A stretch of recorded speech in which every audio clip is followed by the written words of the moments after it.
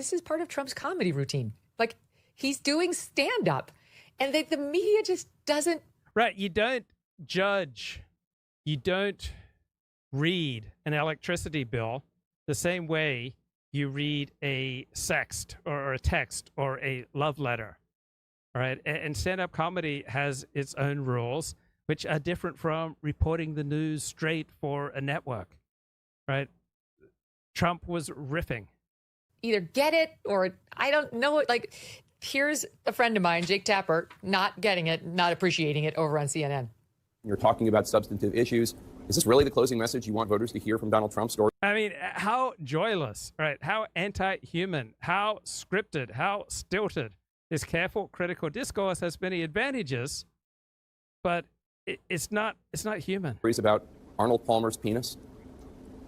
Speaker Megan. Well, listen, I think that the headline that I read about the rally in Pennsylvania yesterday was the big question, and it's the one that Kamala Harris has not been able or willing to answer, and that is, are you better off now than you were under the Trump administration 4 years ago? But if President Biden had gone on stage and spoke about the size of a pro golfer's penis, I think you would be on this show right now saying you were shocked and appalled. And you.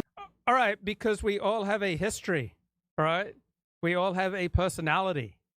And so I have established a personality, someone who says a lot of outrageous things. I can get away with saying more outrageous things than other people because I have a personality history. I've created a track record, and so you're going to be less surprised when I say something outrageous than somebody else who's lived a staid and stilted life. The individual matters, right? I've been in workplaces and in schools where the women around me have just adored me. They've just loved me. And I could just get away with murder in the things that I would say because they just found me so damn amusing. And so if people like you, right, they're going to grant you a lot more room than if they don't like you. And at a Trump rally, that's filled with people who like Donald Trump. You would suggest it was evidence of his cognitive decline. Why is he talking about Arnold Palmer's penis in front of Pennsylvania voters? Jake, you seem to like that line a lot. Let me tell you that Donald Trump is doing rallies now around the country. Let me just say something. I don't want to be talking about this.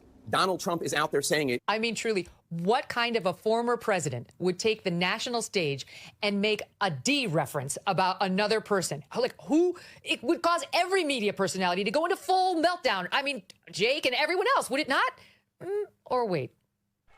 There's the childish nicknames, the crazy conspiracy theory, this weird obsession with crowd sizes.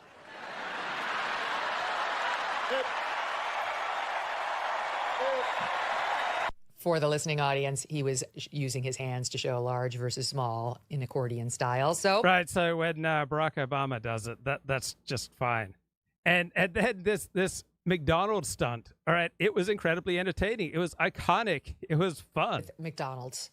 I loved it. I loved everything about it. I thought it was absolutely brilliant. And I know that he was over the target because the media truly can't stand it. Like,